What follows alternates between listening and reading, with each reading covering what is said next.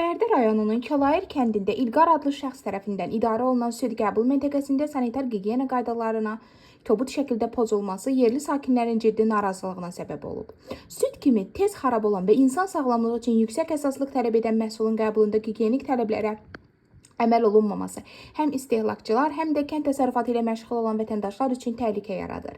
Məntəqədə çalışan işçinin başında qoruyucu papaq olmaması, əlində isə sanitar əlcəklərin istifadə edilməməsi qəbul olunan südün təmizliyinə, mikrobioloji təhlükəsizliyinə birbaşa təsir edir. Belə yanaşma həm qida təhlükəsizliyi standartlarının pozulmasıdır, həm də gələcəkdə kütləvi zəhərlənmə hallarına səbəb ola biləcək ciddi məsuliyyətsizlikdir. Sanitar normalara əməl olunmaması nəticəsində südün çirklənmə riski artır, məhsulun keyfiyyəti aşağı düşür, istifadəçilər üçün sağlamlıq təhlükəsi yaranır, qida təhlükəsizliyi qanunlarının tələbləri ciddi şəkildə pozulur. Sakinlər bildirirlər ki, məsul şəxsin bu cür laqeydliyi uzun müddətdir davam edir və heç bir nəzarət mexanizmi tətbiq olunmur. Belə bir məntəqənin fəaliyyət göstərməsi həm kənd təsərrüfatı sektorunun imicinə, həm də əhalinin inamına ciddi zərbə vurur. Aidiyyatı qurumlardan bu məsələ ilə maraqlanması, məntəqədə sanitar gigiyenik tələblərin bərpası, işçilərin müvafiq qaydalar üzrə maarifləndirilməsi və nəzarətin gücləndirilməsi zəruridir.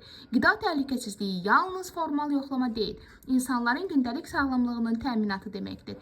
Ümid edirik ki, Kəlair kəndindəki süd qəbul məntəqəsində yaranmış bu vəziyyət qısa zamanda aradan qaldırılacaq və istehlakçıların sağlamlığı hər şeydən üstün tutulacaq. Məsələ ilə bağlı araşdırmamız davam edir. Qarşı tərəfin mövqeyini dinləməyə hazırıq.